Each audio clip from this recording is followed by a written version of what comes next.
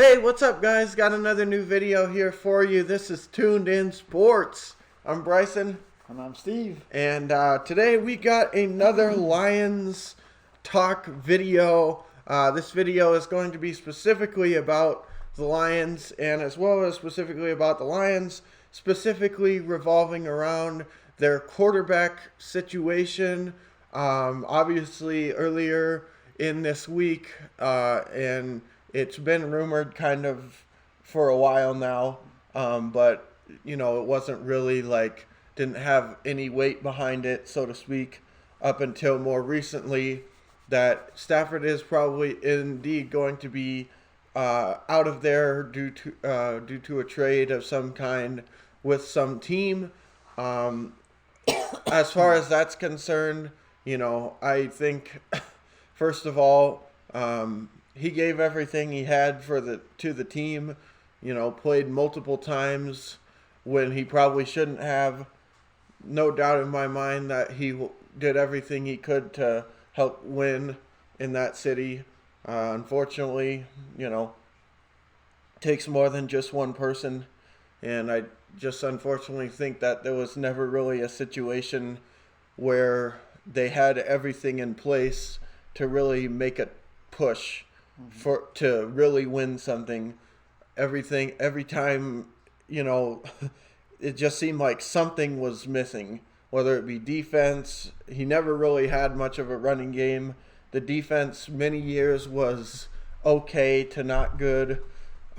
He just never really had a great team around him very many times. He had weapons here and there on both sides of the ball, but never really the full team. So, but with that being said, I feel like the whole time he was there, he gave everything he had. Like I said, I mean, hell, even the last game, you know, those last couple games this season, he should not have been even out there. And the games meant nothing.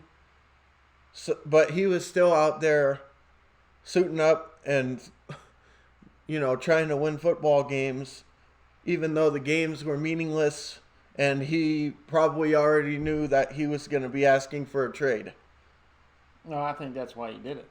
Yeah. I think that he wanted to give the fans all he could up until the day he left the team. Which is a very respectable move on his part, because there's a lot of guys that wouldn't have. Right. They would have just said, "Nah, you've had enough of me the last however many years. I don't need to prove anything to you. Mm-mm. I'm out. I don't need to risk this injury. I'm going elsewhere anyways. This team sucks." I mean, we've seen it, you know, with other players. So, very respectable thing that he did there. But, I mean, all I can say is that I hope, like Dad has said in the past, that he goes somewhere where he has a chance to win, where they utilize him the best way possible, and where he has a chance to play for a good football team, and maybe see what he's capable of then, because he's definitely, you know, not always been blessed with that in Detroit. No. But, and also, you know, above all else, I think it'd be interesting to see what he could do with a stable organization / coaching staff group. You know what I mean? Because every other season it seemed like he was, you know, learning a new offense because there was a new coordinator or a new head coach. Yeah. With a different idea on where they wanted to take the team. So, you know, that's unfortunate that he had to deal with that. But at the end of the day, there's only so much you can do. But, I mean, I'm just saying, imagine if he had spent all these years in, like, the Steelers or something, where it's been the same head coach for as long as I can remember. I mean, I don't know when Tomlin took the job over, but since I was a little kid, he's the coach I remember being on the sideline. Yeah. So, I mean, just imagine if he had a situation like that. Yeah. What could be where he could be at right now. But regardless, if he goes to a situation like that, I'd be very interested to see, you know, what ends up happening. Mm-hmm. And but anyway, what we really also want to talk about in this video is knowing that Stafford is for sure leaving, and it sounds like they're trying to make a move with him one way or another in terms of trading him within the coming weeks. That's been the rumor, is that they're gonna one way or another have a deal done within the coming week or next week to get him traded. Where should they go from there? Trading for somebody, or or should they try to draft somebody? I heard something about with the Denver thing, a potential thing where they traded him to Denver for a pick and Drew Lock. I mean, they could do something like that with Denver or some other team. They could, try and trade for one of the bigger guys like Deshaun Watson or somebody like that. Or they could go the old-fashioned drafting route. I don't know. I mean, there's a host of different options that they have available to them, and they have all new ownership. I mean, not ownership, but general management and front office people, coaching staff with their own ideas, and I think that will play a lot into what they decide to do, what those people see for the future of the offense. My guess is that if I'm the organization, I'm definitely drafting a quarterback if there's one on the board that I like, and possibly still getting one in free agency. Maybe somebody to use as a stopgap until the rookie is ready to play. I'm definitely not sold on any of the quarterbacks that are currently on the staff. Chase Daniels, David Blow, or Blow, whatever his name is. You can take both of those guys. They can leave. I don't really care to see them back in the Lions uniform. But with that being said, I mean, at least, in Chase Daniels' case, at least he's had some experience. So if they had to have a starter, he could possibly, do the job. Yeah. But in my opinion, definitely drafting one. If not this year, for sure next year. Yeah. There's no scenario that's going to take place where I'm not drafting a quarterback. Because we're not going to go get Deshaun Watson. We're not going to do that.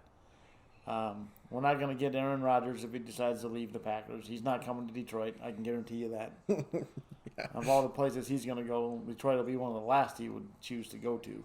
Yeah. It's just there's not a home run ball out there right now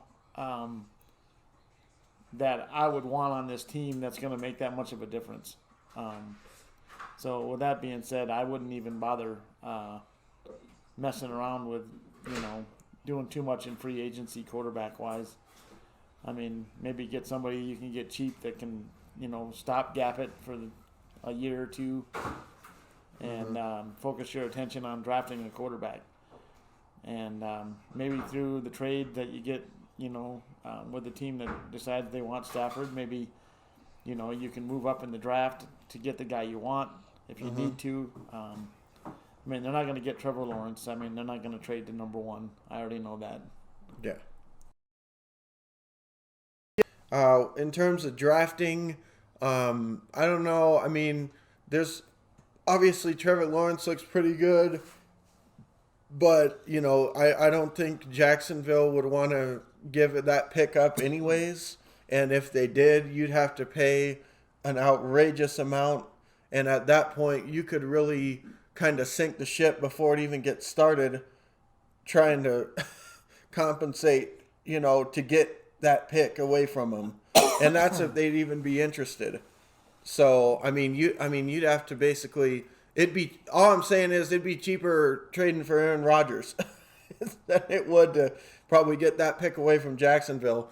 So, I think, in some respects, depending on what they get for Stafford, like for instance, if they manage to get another first-round pick in this year's draft, depending on what team it comes from and where that pick is, there's a chance that you could get a quarterback and a solid piece in the first round. And that would be pretty ideal, I think.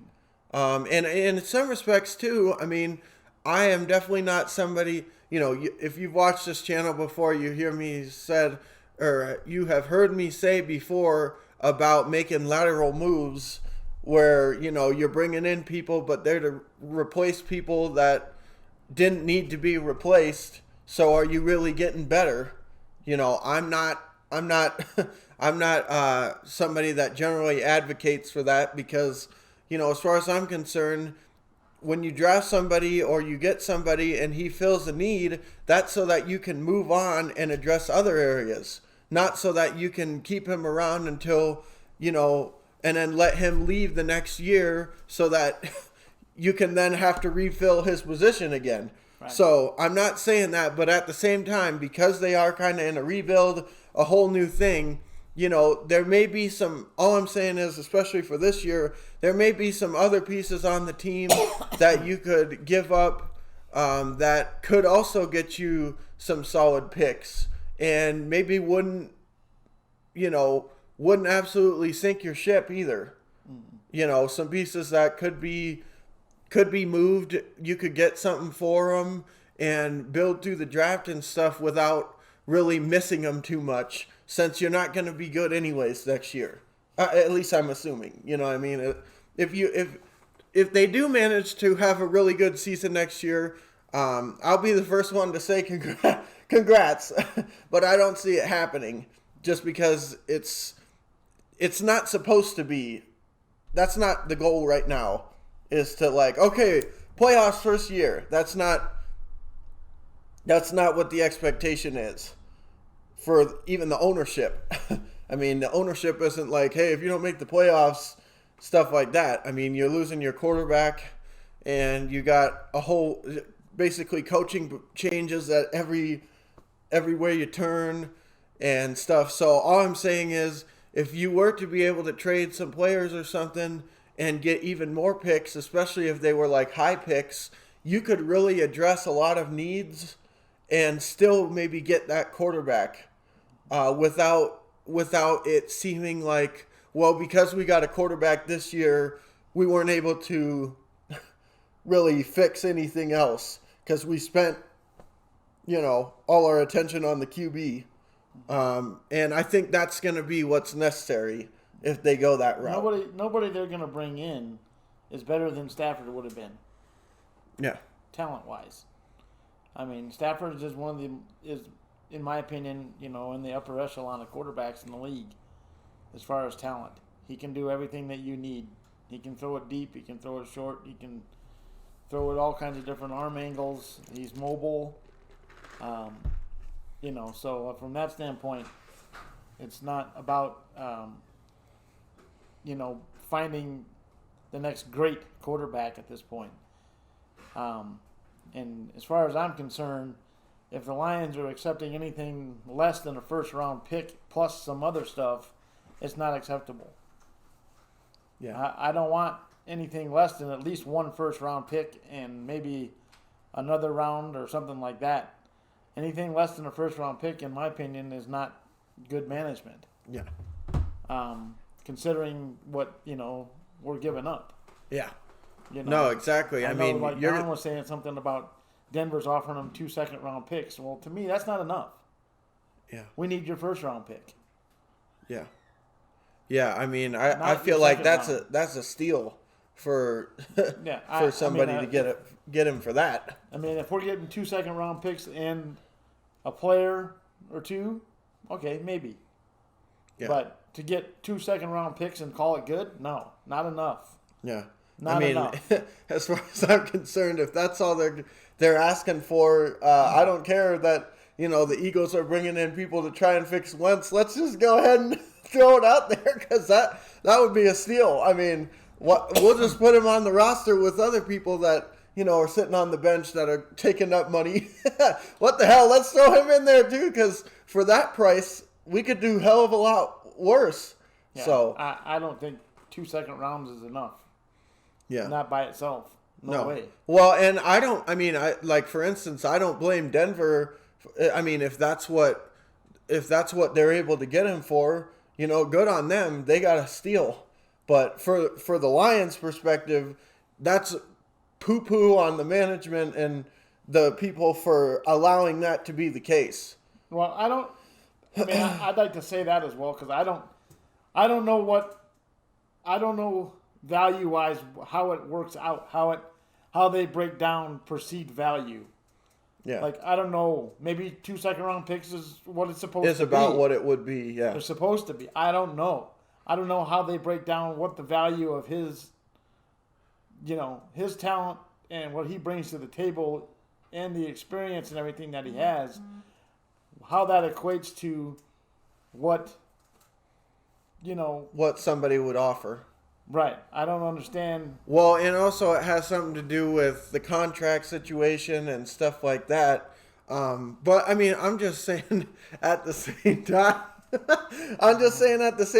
though, it's like if that's all you're going to give up for him, then don't expect to see happy. I mean, you just basically screwed yourself multiple ways, because now you don't have a quarterback, as well as the quarterback you did have, you didn't get a good value for him, and 2 second-round picks for the most part. I mean, those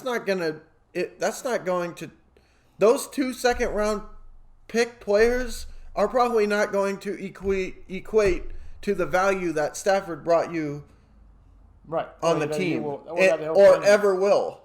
You know what I mean? Unless you hit the jackpot. But that rarely happens. 2 second-round picks don't mean they're starters. No, exactly. That doesn't mean they're coming in and immediately going to change what's going on in your organization. Yeah, they may. Yeah, there's no guarantees on it. On a first-round pick that's going to happen. Yeah, like you said, there's no guarantees that they'd even start for the team, let alone come in and overnight, make the change and shock the world. I mean, if the perceived value is that, because, I mean, these guys that are doing this stuff, that are the general managers and stuff, this is what they do. This is their job, is to break that stuff down. Yeah. And figure out what the value is. Mm-hmm. So if they're willing to accept 2 second-rounders and a player or something like that, well, then I've got to figure that they've done the homework on it, and that's what it is. Yeah. Yeah. But I mean, you would hope at least that it would be more than that, because in my opinion, like you said before, I mean, I guess, and I think part of it is too that maybe I'm taking how it works in the NBA and trying to force that onto football, and it's not the same thing. Right. But in the NBA, you have somebody like James Harden most recently, hey, here's 2 second-round picks for him. Oh, okay. Here's James Harden. Yeah. Go win an NBA final. Here's 2 second-round picks in return, so you guys can, go ahead and get a couple people for your G League team. I mean, like I said, maybe I'm taking the NBA and the NFL and trying to put them in the same category, and they're not. Right. And maybe the value is different, like he said. But in my mind, I'm thinking second-round pick. I mean, if anything, it should be a first and a second. Yeah. Or 2 firsts. Or, I mean, in some respects, I'd rather have a first-round pick and a proven player than gamble on a second pick. You know what I mean? And hope that somebody works out. Right. I'd rather have a proven player say, hey, we can plug him in right now, and we know what he's capable of, than to say, well, hopefully this guy works out, the tape looks good, and stuff like that. I'd rather get, I know that the rumor or whatever was going on with the first and lock or something. I mean, I'd even probably take that before I'd say 2 second-round 2 picks. Yeah. Cause I just don't know. I mean, like I said, I don't know what the perceived value really is, and I mean, without knowing the system in which how they break that down, it's hard for you or I to sit here and really have a say, "Oh, what the hell's wrong with have you?" an educated opinion on it, because I really don't. Yeah, because But it just seems to me like that's a little too light. yeah, Like we should be getting a first, a first, a third, and a player, yeah, or something like that. yeah. you No, know, I agree. To even it out. And not years in advance. This year's picks, Right. at the least. I mean, and even that seems like you'd be getting a steal. Right. From our perspective, you know what I mean? Yeah. So, I completely agree. Without really knowing what the asking price and stuff is, I mean, what are you going to do? Keep him around and have him maybe turn into unhappy or something? No, I mean they're going to definitely get rid of him. I mean, the only way that they would keep him is if they received no offers that were good enough. Yeah. And I don't think that's going to be the case. No. They're going to guarantee. I guarantee you, somebody's going to come to the table with something that they feel is good. Yeah. And because they want to. I think the organization would like to do right by him. Yes. And give him an opportunity to go somewhere else and have a good rest of Well, his and career. also you got to think too. I mean, there's a lot of teams out there that really you look at and you say, boy, if they had a quarterback, they'd be going places. Yeah. But because they don't, they're kind of in a good but not great level. I mean, and most of those teams are the ones that are looking at it. The Colts, the Broncos, the 49ers. But, even 49ers, they made it to the Super Bowl 2 years or a year ago with Garoppolo. I mean, so there you go. I mean, if it wasn't for injuries this year, they'd probably maybe at least be in contention for the Super Bowl again. They definitely wouldn't have been an easy out. No. But I'm just saying there's a lot of teams that having somebody like Stafford could really change their fortunes overnight. So, Yep. but I mean, and again, with that being said, if they want to do that, then the Lions should make sure that, hey, we know what this guy is going to mean for your team, so you better fork over some good payment, because we know that, we know how much getting somebody like this could mean to you. Mm-hmm. So we better get good payment. Yep. And just the eye test, 2 second rounders doesn't sound so great. But No. regardless, I think in some respects I'd like to see them bring in somebody like a Tyrod Taylor maybe. And just have him come in like for a season or something. And then if you do draft a quarterback, he can sit for a season or something and learn. But I mean, at the same time, I also understand some people that, they kind of feel like if you're drafting a quarterback in the first round, you're assuming or hoping that he's going to be the future. And if you don't really have a quarterback, why are you going to waste a year with him sitting behind somebody else and not have him out there? Because, I mean, experience is experience, right? You know what I mean? Like, you're not going to find out what he has by, having him sit on the sideline. And if you're just bringing in somebody to be a stopgap, that's just a year that he's sitting on the bench where he could be out there getting experience. But at the same time, I think the value of having that extra experience really helps, which is why you have these teams like New Orleans, like Pittsburgh, like the Patriots for many years when Brady was there, and some of these teams where when their backups come in, they don't really lose much. And the biggest reason for that is because these people aren't put in a situation where they're forced in before they're ready. And they may not turn into all-star players. Not everybody is going to become, I don't know, Justin Herbert, I guess, or somebody that takes over for someone and then all of a sudden kicks them out of the job because they're so good. But at the same time, Yeah. I don't know. It just I feel like having that extra year, even though it seems like it's counterproductive, it's really not.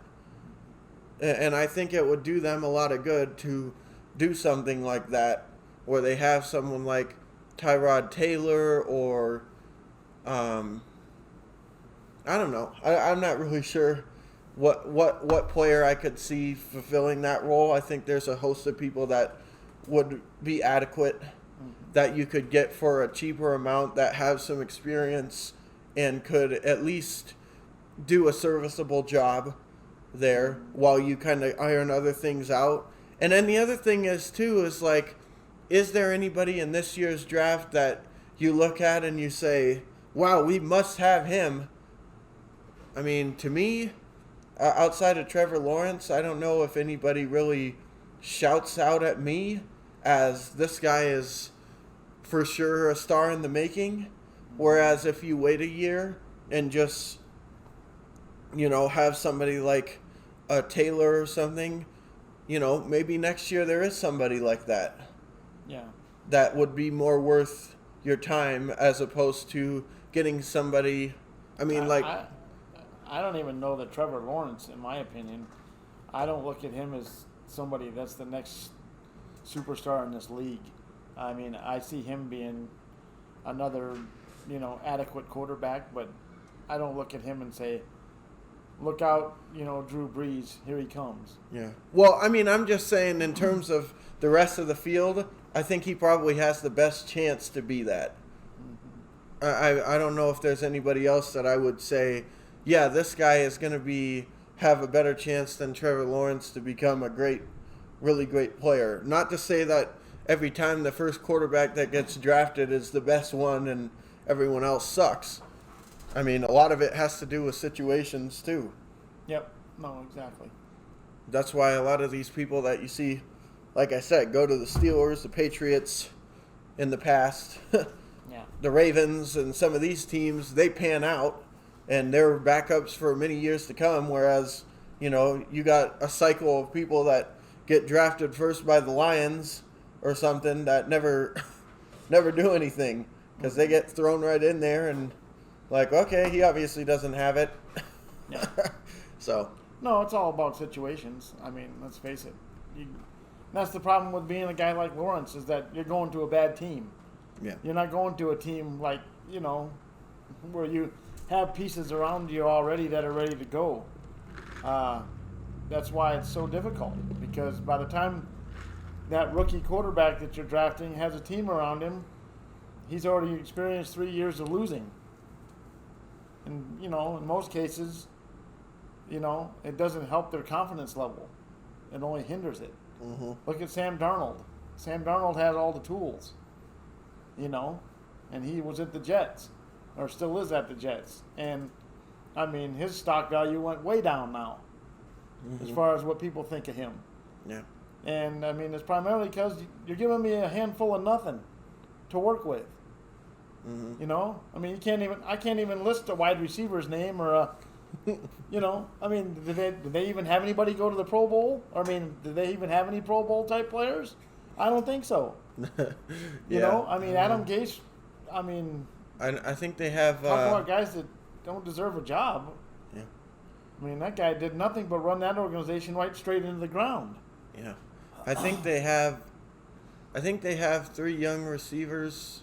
I think one of them, Rashard Perryman or something. Right. That they have, and there's a lot of good things going on with him, but I mean, for the most part, it's like a bunch of who's and what's, and then anybody that is a who's who, why would he want to be there? So he's jumping ship as soon as. My point is that, if I'm Trevor Lawrence, I mean, I guess if you look at it from Lawrence's perspective, the Jaguars may not be that bad because they were competitive a couple of years ago, and they had lost a lot of players due to management or whatever. Mm-hmm. But now you got a lot of excitement there with Urban Meyer showing up there. Yeah. And I mean, I would think that, I was gonna say, I think the past is more than made up for by the signing of Urban Meyer because, I mean, especially given the fact that Trevor Lawrence, was in college when Urban was still, coaching at Ohio State and stuff, and he saw what Urban was able to do. And as a matter of fact, I think he lost to Urban Meyer one of the times when Urban Meyer was coaching. I think they beat Clemson the year they won the championship. So he knows all too well what Urban is capable of, at least at that level.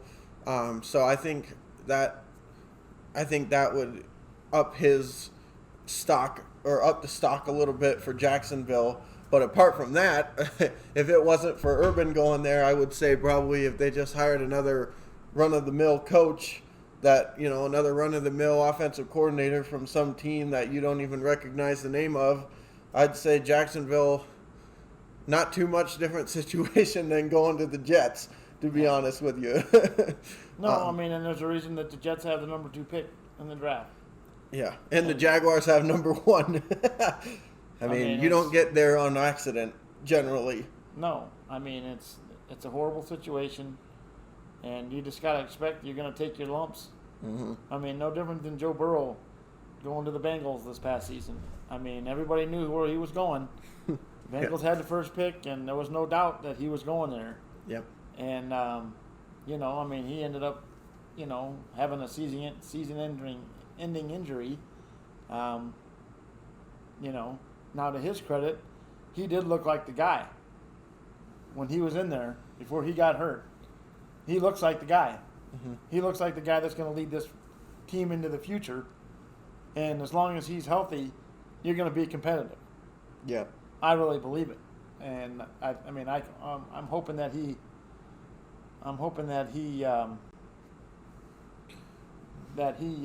is able to play.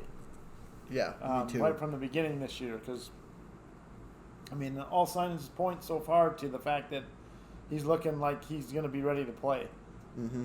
I've heard nothing but positive things about his rehab. No, I completely agree. So hopefully, again, I think if that's indeed the case, and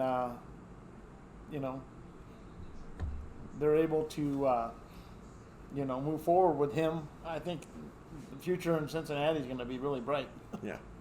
But, as far as the Lions are concerned, though, I don't know. I think I agree for the most part with the quarterback thing. I just don't know if I see anybody that's going to be available when they're taking him that's really going to be someone that doesn't just end up being back up somewhere else a couple years from now. So, I don't know. From what I've read and what I've heard, is they're kind of coveting that kid from Ohio State. Yeah. So, I don't know. I don't think anybody takes him that early. I think he'll be there. I think so, too. I think he'll be there at 7 if they want him. Personally, I don't know from what I've seen that I don't know that he's the guy. But yeah, But with that being said, it's all about the situation. If they do the rest of the stuff to put the pieces around him that he needs, he could very well be more than serviceable. Mm-hmm. Because he looked great against Clemson. Yeah, he looked great, and he took care of business. He looked like the real deal quarterback. Mm-hmm. So does he have potential? Yeah, I can see it. There's an upside to him. Yeah, and he's very athletic. So he can move out of the pocket if need be, or he can stay in the pocket because he's got a pretty good arm. It just depends on what the vision is of the coordinator that takes over, or that is now in place. So, what does that guy see? Yeah. What does Coach Dan Campbell see? Yeah. Because ultimately, regardless of who this quarterback is, whoever they end up with, this guy's success is going to be tied to this quarterback. Mm-hmm. Yeah. Well, and that's the other thing is Justin Fields is kind of a mobile quarterback and stuff, but, if the guy system that he's thinking about is, West Coast pass all over the field and stuff, and pocket passer, maybe that guy's not the right fit. And, I mean, who knows? Whatever the coach's scheme and everything else is could definitely have a big impact on what they decide to do with it. So I think it'll be interesting. I think, as far as the Lions are concerned, I think it doesn't really matter. I mean, I'm not saying it doesn't matter who they bring in, because it definitely does. But I think at least this year it's not really going to reflect on the record anyways, just because they have a lot of things that they need to iron out outside of just the quarterback position. But what I do believe is that there are some people that could come in and definitely at least keep them, play at a competitive level and keep them from, just completely, Oh, I don't think they're going to go like 0-16 or anything. No, I don't either. I think they win probably 6 or 7 games, is my guess. I wouldn't be surprised at that at all. If they even get an adequate quarterback. Yeah. I think they can win that many games. I don't see this team going that bad. I could see them having a similar record as they did last year. Would they have 5 wins? I think I'd probably see them doing the same thing depending on who they brought in. But I also think depending on who they brought in, they could have less than that as well. I'm not saying they're going to win 1 game, but I could see them winning 4, depending on what the quarterback situation looks like. But nonetheless, I think it's definitely interesting. And I mean, again, right now you're in the middle of a rebuild. You just lost your quarterback that you've had for years. So, I mean, expectations aren't, hey, we're going playoff or bust this year anyways. So it doesn't really matter. This is a short piece in a part of a much longer plan, much larger plan than just the results of this coming season. This is about a lot more than that. So I don't think it's that big of a deal anyways. I just hope that they make the right decision. And hopefully, the quarterback that they do get, if they draft one or sign somebody or trade for somebody, can be a perfect fit for what they are looking for. Because quarterbacks can definitely help. And they, if they can get that,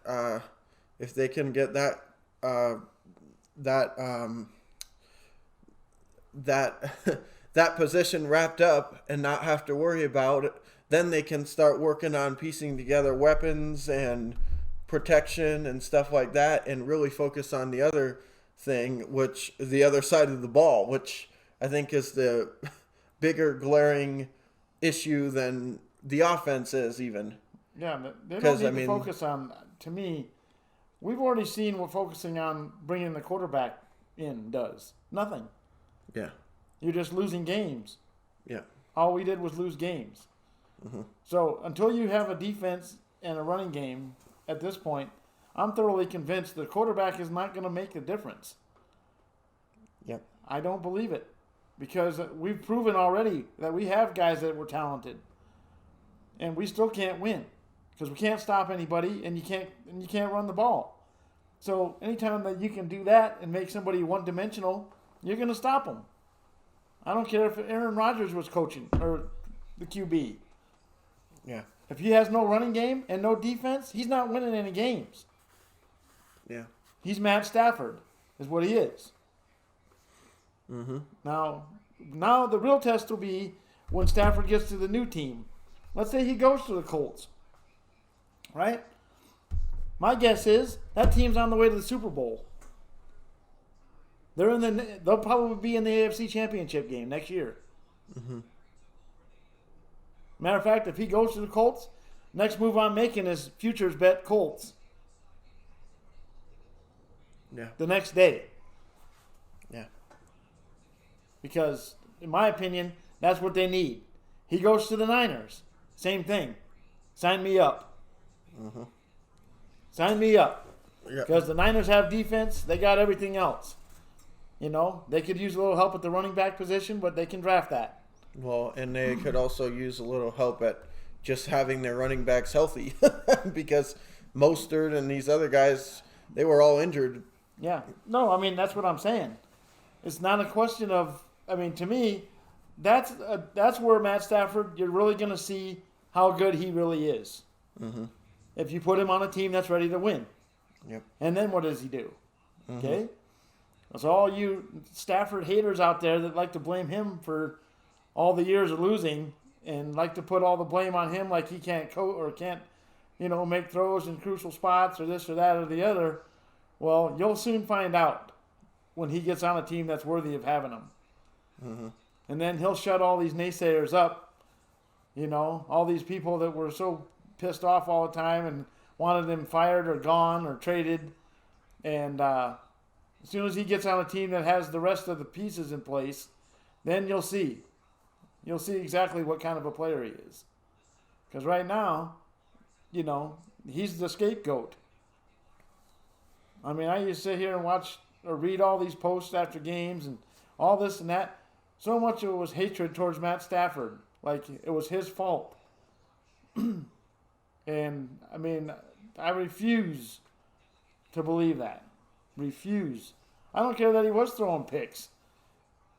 I mean, what's he supposed to do? You got no running game. That makes the passing game much more complicated. When these teams are just sitting back there waiting for you to throw, asking for you to throw. He's having to throw the ball into much tighter windows than Aaron Rodgers is. Because of it. Mm-hmm. So, I mean, instead of complaining about the guy and asking him to be gone, you should be building a statue for him out in the front. For all the bullshit he had to put up with dealing with it. So, this is my tribute to Stafford today. Yeah, all I can say is like you said, once he's gone, you'll see the difference. Once he's gone, you'll appreciate what the fuck he brought to the team. Yeah. So all you Stafford haters, just and now you can have your cake. Yeah, you finally got your wish. Now you'll see what you really were wishing for here. I mean, obviously we didn't amount to much when he was there. I mean, the wins never came through. And, I mean, did he play a part in it? Sure he did. I'm not here saying that he was the best quarterback in the league and that he didn't make mistakes. Everybody makes mistakes. But to think that this guy is the reason we weren't winning games is just asinine and stupid. He did more with less. Yep. No defense ever since I've been there, or since I've been around, basically. No defense and no running game. Since Barry Sanders left, we haven't had a running game. Yeah. So, right there is your answer. Yeah, and outside of more recent people that I can name just because I've been watching the sport, I couldn't really name one person of significance. I mean, Adrian Peterson, sure, but he wasn't brought there, and he's like the Minnesota Adrian Peterson. No. He wasn't used as such either. No, he was past his prime when he came here. Yeah. And, I mean, some of these other guys, same thing. Reggie Bush, I mean, he came there, but he was nothing. No, and Reggie wasn't anything special anyway. No, I know, but fast. Yeah, exactly. No, exactly. But, I mean, other than that, it's just a whole bunch of, like, well, all you need to know is once they left the Lions, what did these people do? Most of them didn't do anything while they were in Detroit, and then past Detroit, weren't around much longer either. Not anybody I can think of. So, but anyway, I mean, we'll see what ends up happening. I hope, ideally, I would like a situation where both sides are able to. It ends up being a good move for both sides. You know what I mean? Like the Lions, trade Stafford to somewhere where he can have a good chance at winning, and whether he does it or not, at least have a really good team around him and stuff like that, and then at least be in a position where it's you could easily win, unlike really kind of what he has now, where every season is like, wow, if we get to the playoffs, it's a miracle. let alone doing anything in them. You know what I mean? Hopefully he can go to a team where the playoffs is the expectation and the potential is the Super Bowl. Right. So hopefully the Lions on the flip side of that, can get equitable trade value and have that result in some good pieces or something. The bigger piece of this is, can the Lions learn from the mistakes they made with Stafford? Well, yeah, that too. That's to me the much bigger piece of this. It's not about the fact that Stafford's leaving now. It's about what can we learn from all the years we squandered his abilities. I mean, literally. Why didn't we put a defense in place? Why didn't we do this? Why didn't we have a running game? Mm-hmm. And, this is the kind of stuff that good teams learn from the mistakes they make. How many games did we sit here last year and talk about, are you people watching tape? Right? Yeah. Right? I was one of the main ones pushing that. You were always the one that was pushing it. Yeah. So this is where this comes into play. Right? Yeah. Yep. I mean, you got to learn from the past. Learn from the mistakes. Mm-hmm. Watch the tape. See where we were, this is the kind of stuff that needs to happen for the Lions to take the next step. Bringing all these nice pieces in. I mean, like I said, I'm supportive of everything that they've done up to this point. I like the coaching staff that they've assembled. I like the management, the upper management level. I like what they've done there. Mm-hmm. I think we've got a heck of a chance to turn the ship around in a hurry. But you have to learn from what you just went through with Stafford and how important it is to have pieces around the people that you bring in. Mm-hmm. Otherwise, you're just wasting talent. You're wasting their talent and their time. Yep, and you're wasting your money. No, I mean, I'm sure from a profitability standpoint, they were happy to have Stafford there. He filled the stadium. Oh, yeah. Yeah. But it has to be more than that. If you want to win, you got to figure out how they do it, why they do it. Yeah. Well, and also you got to figure out why this isn't the first time it's happened. You know what I mean? Because Sanders, Calvin Johnson, and Stafford, in some respects, are all pretty much just in this similar situation where you had one of, if not, maybe not so much in Stafford's case, but at least in the other two, for sure, you had one of, if not the best player at their position for a number of years, and they did nothing. No, I know. I mean, it didn't even result in getting out of the first round of the playoffs 3/4 of the time. Mm-hmm. So, but I agree. Yeah, but you gotta learn from the mistakes. Yep, agreed. If they don't, then we're just bound to repeat the same process again. Yep, So, and you have.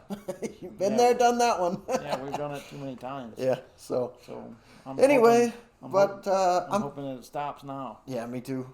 Anyway, I'm thinking with that, we'll go ahead and cap off this video here. Hopefully, like I said, it works out best for everybody involved. So with that being said, guys, if you like the content, make sure you hit the like button, subscribe, all that other fun stuff. Turn on the notifications and turn on all so that you get an update every time we post something. Check out our other NFL content as well as the other sports, NBA, NHL, MLB. We got it all. You know the deal. So with that being said, Bryson, Steve, see you guys in the next video.